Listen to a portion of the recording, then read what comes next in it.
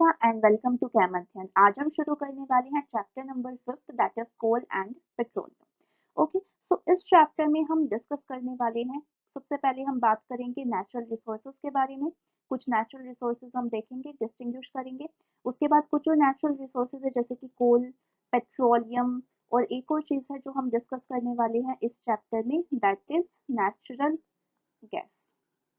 तो ये सारी चीजें हम इस चैप्टर में डिस्कस करने वाले हैं। तो चलिए अपनी बेसिक नीड्स से।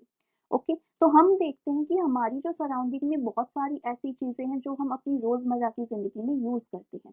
तो बहुत ही ज्यादा बेसिक में अगर बात करूँ तो दैट इज ब्रीदिंग। ब्रीदिंग की अगर बात करें तो उसमें क्या होता है, हम O2 क्या करते हैं, इनहेल करते हैं और जो CO2 होती है उसे एक्सहेल करते हैं। तो ये काम होता है ब्रीदिंग में। और जो CO2 और O2 है ये हमें किससे मिलती है, एयर से मिलती है। ठीक है, तो एयर हमारी बेसिक नीड हो गई और ये क्या है, एक नेचुरल रिसोर्स भी है, नेचुरल रिसोर्स भी है।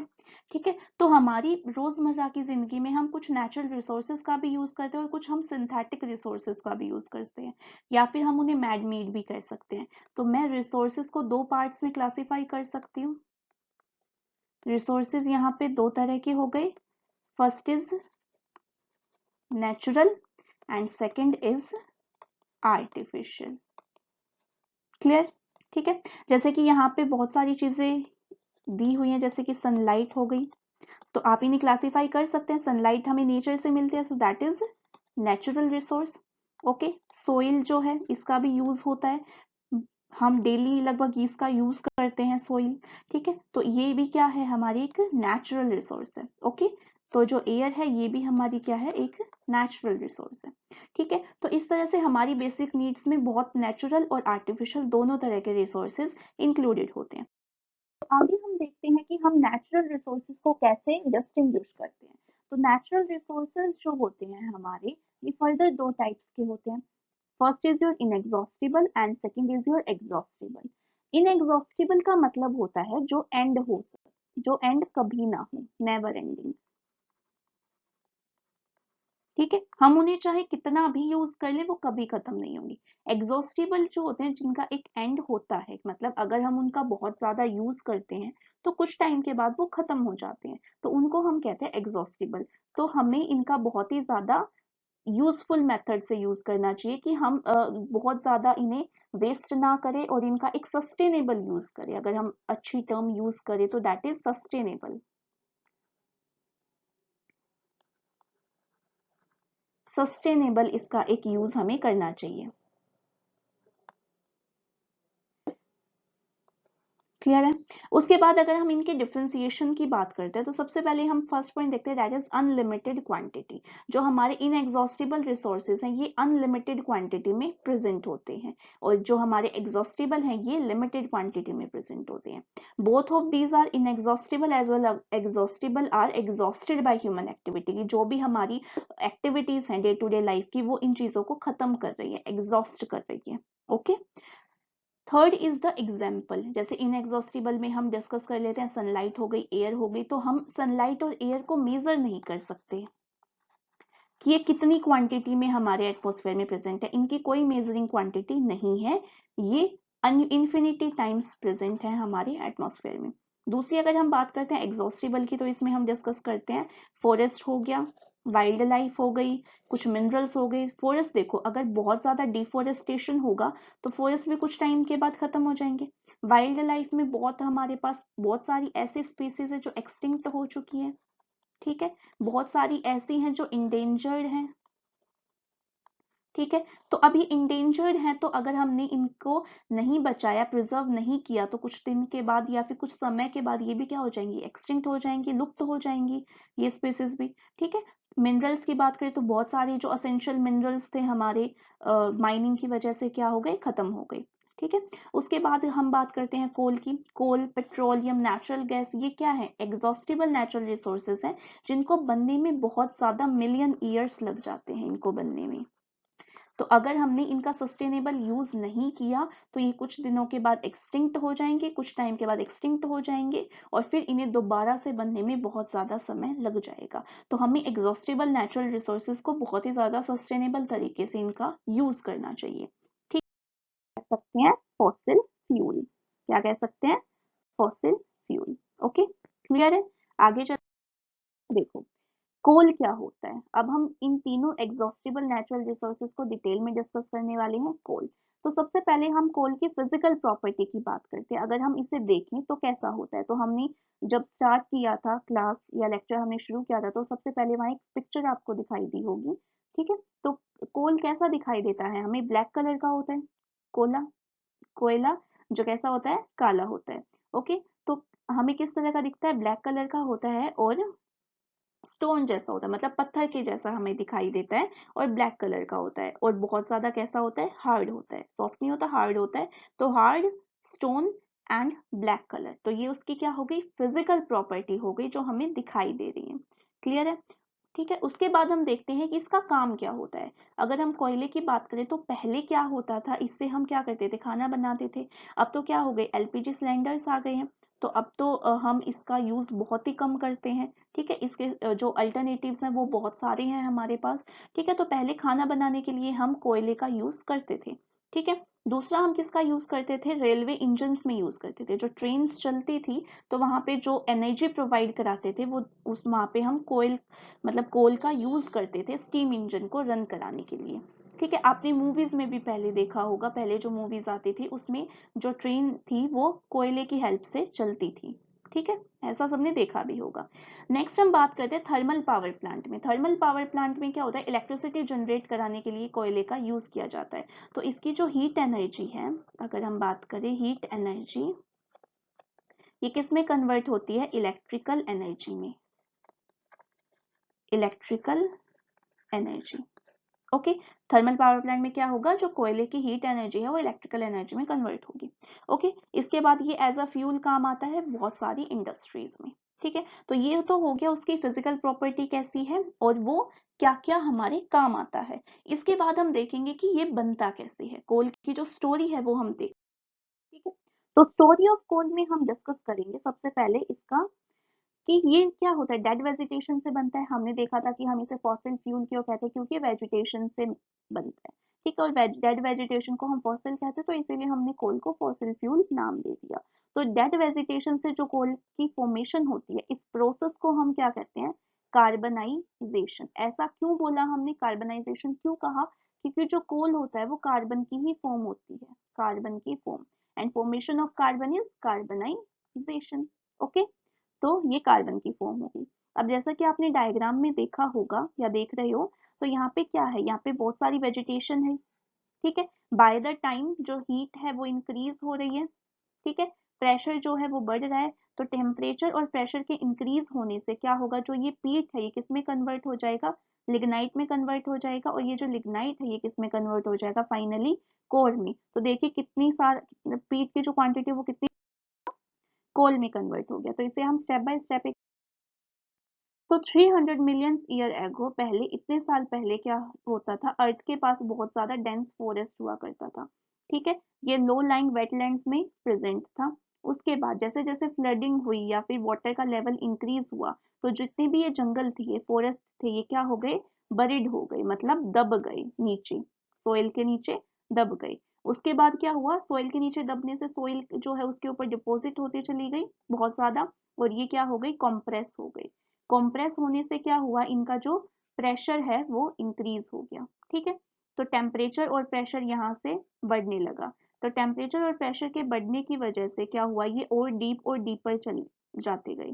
ठीक है, हाई टेम्परेचर और हाई प्रेशर की वजह से क्या हुआ, जो डेड प्लांट्स थे उस टाइम पे, जो डेड प्लांट्स थे जो सोइल के नीचे दब चुके थे, वो किस में कन्वर्ट हो गए, फाइनली कोल में कन्वर्ट हो गए। ठीक है, तो ये जो डेड रिमेन्स हैं इन्हें हम क्या कहते हैं, फॉसिल, तो इसीलिए हम कोल को क्या कहते हैं, फॉसिल फ्यूल। ओके, क्लियर है। ठीक है, तो ये तो थी एक छोटी सी स्टोरी कोल के बारे में कि कोल कैसे बनता है। ओके, उसके बाद कोल की बहुत सारे यूजफुल प्रोडक्ट्स भी होते हैं जो हम कोल से बनाते हैं, तो वो यूजफुल प्रोडक्ट्स के बारे में हम देखेंगे। तो सबसे पहले होता है हमारे पास कोक। अब कोक क्या होता है? कोक आपने ना बहुत सारी रिएक्शंस में देखा होगा, आगे जाओगे आप हायर क्लासेस में, 11th-12th में, तो आप केमिस्ट्री में देखोगे बहुत सारी केमिकल रिएक्शंस है ऑर्गेनिक केमिस्ट्री में जहाँ पे जो कोक है एज अ रिएजेंट काम करता है। ठीक है, तो कोल क्या है? जो कार्बन की प्योर फॉर्म को हम क्या कहते हैं? कोक कहते हैं। ठीक है, ये कैसी होती है? टफ होती है, पोरस होती है, पोर्स प्रेजेंट होते हैं इसके ऊपर, और ब्लैक कलर का ही सब्सटेंस होता है ये। और ये क्यों काम आता है? जो स्टील की मैन्युफैक्चरिंग होती है या फिर एक्सट्रैक्शन ऑफ, आप मेटलर्जी एक चैप्टर पढ़ेंगे आगे जाके हायर क्लासेस में। मेटलर्जी का क्या मतलब होता है? मेटलर्जी का मतलब होता है कि मेटल्स को एक्सट्रैक्ट करना उनकी ओर से। ठीक है, मेटल्स को एक्सट्रैक्ट करना, तो एक्सट्रैक्शन ऑफ मेटल में कार्बन स्कोप का बहुत ही ज्यादा इंपॉर्टेंट रोल होता है। ठीक है, तो useful in manufacturing of steel. Steel क्या है? एक आयरन का अलॉय होता है, अलॉय ऑफ आयरन, जिसमें आयरन कुछ क्वांटिटी में प्रेजेंट होता है। ठीक है, तो इसकी कुछ सर्टेन कंसंट्रेशन होती है जिसकी वजह से क्या बनता है? स्टील। तो स्टील की मैन्युफैक्चरिंग में कोक की हेल्प लेते हैं हम, और बहुत सारे मेटल्स को उनकी ओर से एक्सट्रैक्ट करने के लिए हम क्या करते हैं? इसका यूज करते हैं। ओर से क्या करते हैं हम? मेटल को एक्सट्रैक्ट करते हैं। ओके, उसके बाद नेक्स्ट हम देखते हैं कोल तार। कोल तार क्या होगा? ये आपने देखा भी होगा डे टू डे लाइफ में, जो कि रोड बनाते हैं, रोड बनाते वक्त एक थिक लिक्विड होता है ब्लैक कलर का, तो उसे ही हम क्या कहते हैं? कोल तार कहते हैं। ठीक है, तो that is black thick liquid.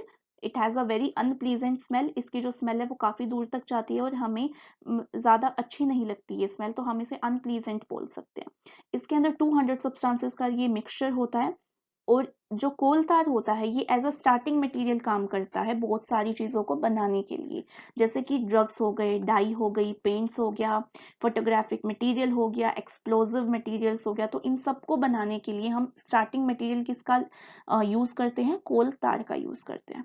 Okay, उसके बाद हम बात करते हैं नैप्थलीन बोल्स का। नैप्थलीन बोल्स जो है कपूर की गोली, आपने सुना होगा, अपने घरों में यूज भी करते हैं। ये क्या काम करते हैं? एज अ मोथ रिपेलेंट काम करते हैं, मोथ रिपेलेंट। तो मोथ रिपेलेंट का काम करते हैं नैप्थलीन बोल्स। तो ये भी किससे मिलके बनती हैं? कोल तार से बनती हैं। ठीक है, तो प्रोसेसिंग में हम कोल तार का यूज करते हैं। तो काफी इंपॉर्टेंट जो है ये प्रोडक्ट है, कोयले का, कोल का काफी इंपॉर्टेंट प्रोडक्ट है, काफी यूज भी किया जाता है। देखो, ये एक नई चीज है, that is substitute of coal tar, substitute of coal तार। तो पहले जब रोड बनाए जाते थे तो हम कोल तार का यूज करते थे, लेकिन अब इसका सब्स्टिट्यूट आ गया, दैट इज बिटुमेन। बिटुमेन क्या है? एक पेट्रोलियम प्रोडक्ट है, पेट्रोलियम से ही बनता है ये, used in place of metalling the roads. जो रोड्स को बनाने में यूज होता है दैट इज बिटुमेन। आप इस डायग्राम में भी देख रहे हैं, दैट इज बिटुमेन ब्लॉक्स। ये ब्लॉक्स हैं बिटुमेन के, bitumen blocks used to prepare roads or used for metaling the roads. Okay, next हम डिस्कस करते हैं कोल गैस। कोल गैस जो होती है that is obtained during processing of coal to get coke. जब हम कोल से कोक की फॉर्मेशन करते हैं तो इस टाइम पे एक गैस इवॉल्व होती है जिसे हम क्या कहते हैं? Coal gas. ओके, ये एज अ फ्यूल हम इसे यूज करते हैं बहुत सारी इंडस्ट्रीज में। ठीक है, तो ये तो थे कुछ प्रोडक्ट्स किसके बारे में? कोल के जो प्रोडक्ट्स थे उनको हमने। नेक्स्ट हम डिस्कस करते हैं पेट्रोलियम। पेट्रोलियम जो है वो काफी ज्यादा यूजफुल है हमारी डे टू डे लाइफ में। कोल से भी ज्यादा हम इनका यूज करते हैं, पेट्रोलियम प्रोडक्ट्स का यूज करते हैं हमारी डे टू डे लाइफ में। ठीक है, देखिए कैसे।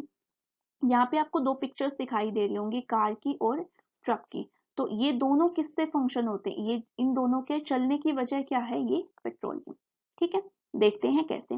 जितने भी लाइट ऑटोमोबाइल्स हैं हमारे, ठीक है, जैसे कि कार्स हो गए, स्कूटर्स हो गए, मोटरसाइकिल्स हो गए, ये किससे चलते हैं? इनमें जो फ्यूल हम यूज करते हैं दैट इज पेट्रोल। ओके, जितने भी हमारे हैवी ऑटोमोबाइल्स हैं जैसे कि ट्रक्स हो गए, ट्रैक्टर्स हो गए, ये किससे की वजह से रन करते हैं? Due to diesel. तो हम हैवी ऑटोमोबाइल्स को डीजल व्हीकल बोल सकते हैं और लाइट ऑटोमोबाइल्स को पेट्रोल व्हीकल्स बोल सकते हैं। ओके, और जो भी ये दो वर्ड हमने यूज किए यहाँ पे, पेट्रोल और डीजल, ये दोनों की ये क्या है? पेट्रोलियम प्रोडक्ट्स हैं। ये दोनों किससे मिलके बनते हैं या फिर किससे एक्सट्रैक्ट आउट होते हैं, पेट्रोलियम से एक्सट्रैक्ट होते हैं। तो both diesel and petrol obtained from natural resources that is petroleum. अब जैसे हमने कोल की, हम पेट्रोलियम की स्टोरी देखते हैं कि कैसे पेट्रोलियम की फॉर्मेशन होती है, करेक्ट है, ठीक है। सबसे पहले हम देखते हैं दैट ऑर्गेनिज्म लिविंग इन सी। तो जो भी पेट्रोलियम प्रोडक्ट्स होते हैं या पेट्रोलियम होता है वो हमें समुद्र से मिलता है। आपने सुना होगा जो तेल के कुएं होते हैं वो कहाँ पे होते हैं, समुंदर के अंदर होते हैं, ठीक है, समुंदर से उनको एक्सट्रैक्ट किया जाता है, ठीक है। तो जितने भी समुद्र में जो लिविंग बींग्स होते हैं, लिविंग ऑर्गेनिजम्स होते हैं, वो मर जाते हैं।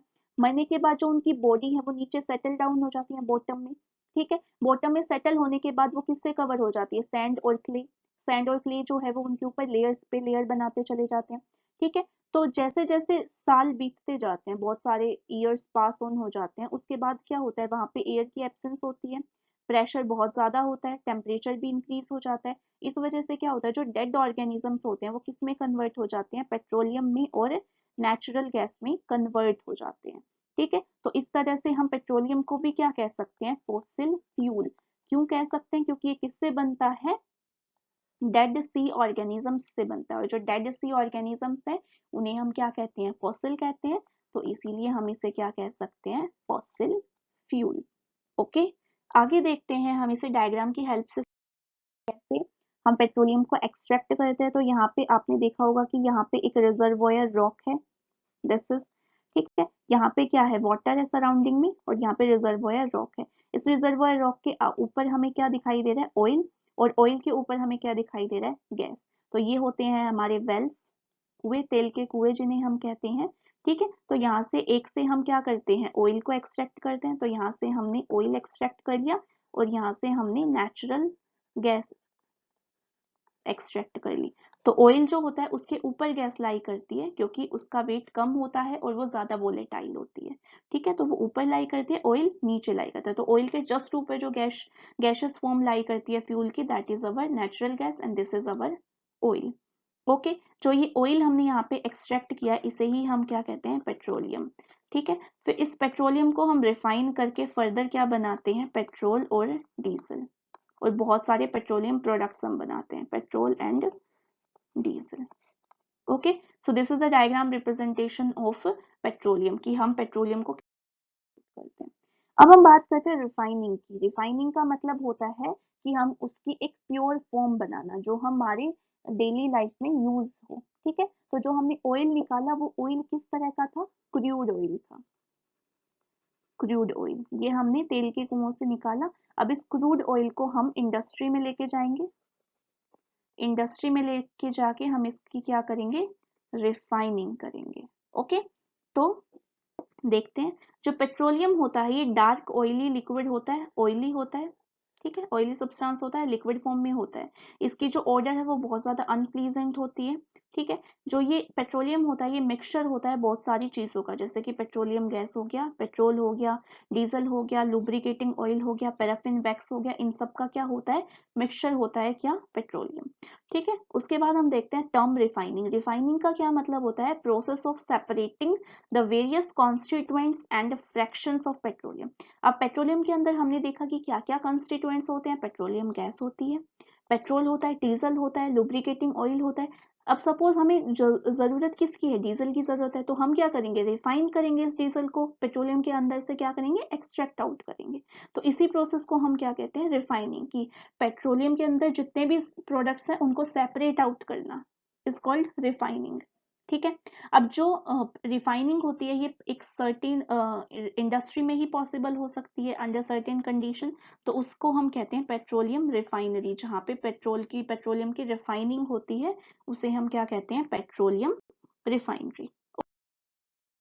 नेक्स्ट हम डिस्कस करते हैं नेचुरल गैस के बारे में, ठीक है।